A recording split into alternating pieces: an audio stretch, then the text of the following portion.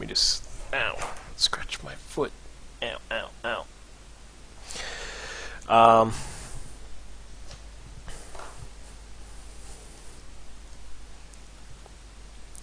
Okay.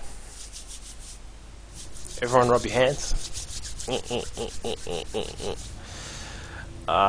We are into game number 2 of the grand final from the SC2C.com Gold, Platinum and Diamond Open number 60. We've had a lot of fun tonight. We've seen a lot of mech, which has been awesome from some of the Terrans. Good job by Blaze and Inshui. Yeah, so it was pretty cool. We saw a very nice build out of Honey Badger in the previous game, but starting down the bottom left-hand side on Cloud Kingdom is his Terran opponent. It is the green PJA, throwing down that supply depot. Meanwhile, Honey Badger up at the top, as we said, with that 17 Nexus into the 8-gate Robo style. Obviously, you know, very powerful way to play.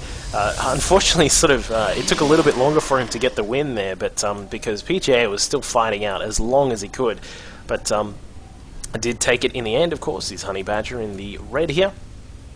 And we'll see what he's up to this time, because of course Cloud Kingdom is a nice map. I think, I don't know, who in the chat, do you think this is Terran favored or Protoss favored map? Let's talk about the map. Let's not say specifically the race, which is a good race, or whatever.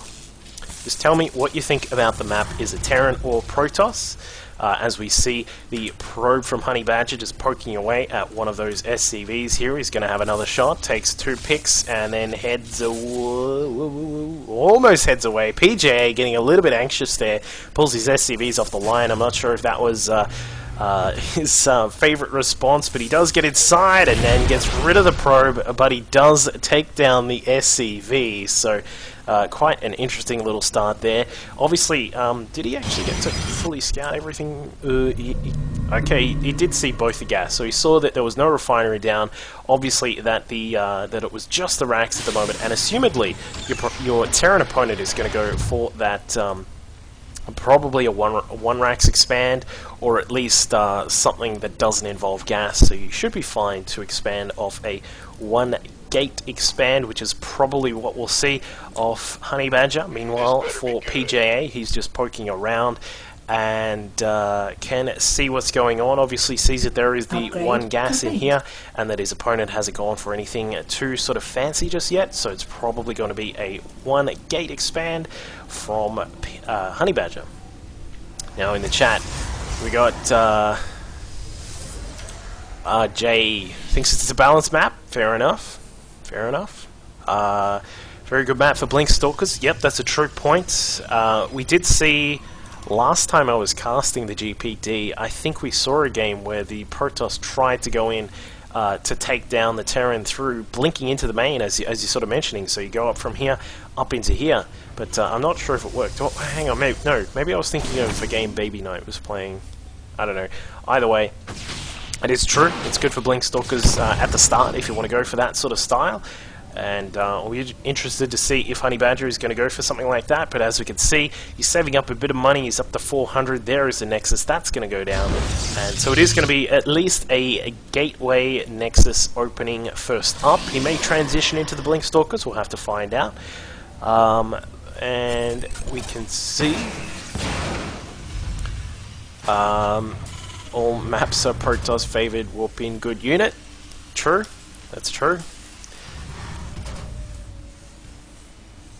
5 racks SCV Dante stuff. No, Dante, he doesn't want to lose. But looks as if we're going to have a little bit of pressure here. Honey Badger just confirming that the command center was there. As we said in the previous game, it's all well and good to see that there is a bunker set up, but if your Terran opponent hasn't actually put up the command center, then things could be a bit fishy. And if you don't scout that, and suddenly 6,000 Marines show up with some SCVs pulled as well, in the Dante style, then you are going to be in a little bit of trouble. But for the moment, it looks as if Honey Badger is just going to continue on with this standard play here. The 3 gates on the way. Second gas is just about done.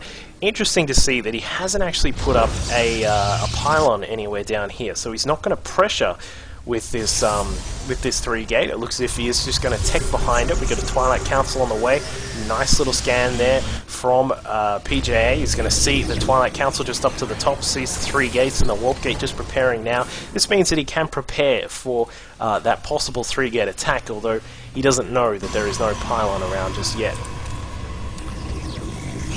Now we can see Robo Facility, so looks as if Honey Badger is just going to get the tech going. Meanwhile, back at home for PJ, he's got his stim on the way, a lot of Marines coming out. The eBay just completes now, and he'll probably start that +1 in just a moment. But for the moment, for PJ, he's just going to be worried. He's just going to be sort of thinking, is there a lot of zealots and stalkers that are going to pop out here and start hammering down on my bunkers? Or is it just going to be everything just sort of sitting back for the moment? So he's just going to be a little bit careful of that, of course. As we can see, a factory going down. We'll probably assume that there is going to be a starport just after this with a reactor going on the factory as well. And he'll probably look to perhaps do that 11-minute push, which we saw him do in one of the previous games, and he attempted to do that in the last game just on Ohana, but actually got caught out a little bit. But there it is, a Dark Shrine up in the top right-hand corner for Honey Badger. So I do like this. Now, the question is he going to go for a drop? Yes, he is. Don't even need to worry about that. He is going to go for a drop. There is a probe that is just heading down the southern side of the map. He's going to actually run into 2 brilliantly placed Marines here for PJA. Let's just see the view right about now. There it is. The probe gets caught out by the Marines, and beautiful reactions. Honey Badger on the ball, just gets that probe out of there as swiftly as possible. Of course, the Warp Prism is just going to have to stay out of trouble.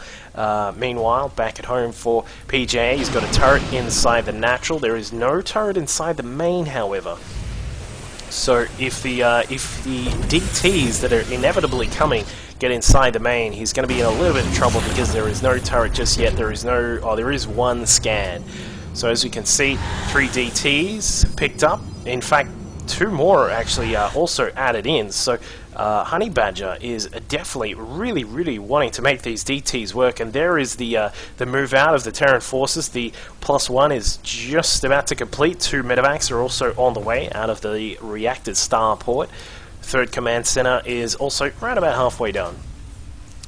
So we're going to have a little bit of trouble here for this Dark Temp. In fact, no, we won't, because there's no units at the front here. So this Dark Templar is going to find the turret. Is he going to be able to target it down? No, he's not just yet. Meanwhile, back inside the main base, the Warp Prism just dropping in.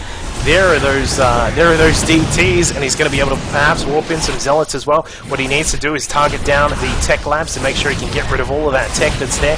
He won't be able to get rid of the stim because that's already done, and there is already 1 DT out from Honey Badger back at the main base, which is able to protect the main for him. So PJ in a big load of trouble right now. He's got no way to deal with these DTs at the moment because all of his forces are being hacked up inside the main, and PJ is going to lose this one, unfortunately, just to a bunch of DTs that are being warped in. And as we can see, they're going to take down this turret. The orbital command that was inside the main has no energy, plus it's in the air, so that's not very helpful at all.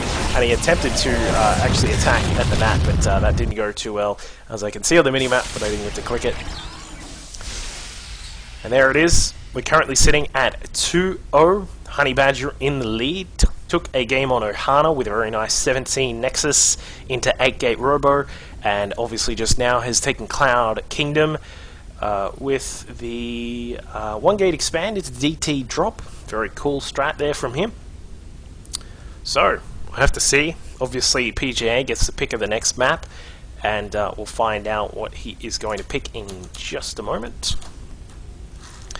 Meanwhile, for you folks, we'll get some more tunes.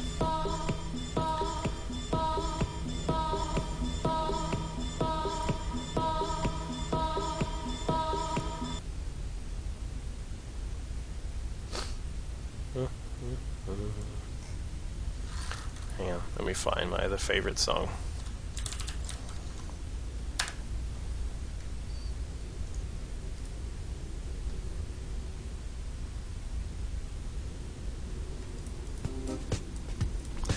There it is.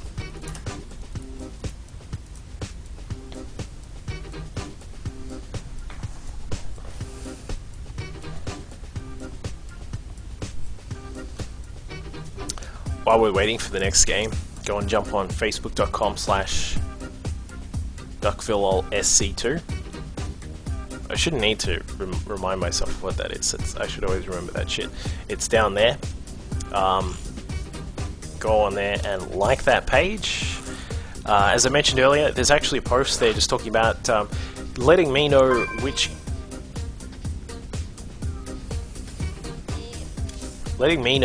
games from IEM you want to see casted. If there are some good games there, and I get them cast, then I'll give you a shout out in the VOD. Plus, also give you a copy of Frozen Synapse on Steam, which is one of the coolest games out there. Cooler than StarCraft 2? I don't know. That's sort of up to you.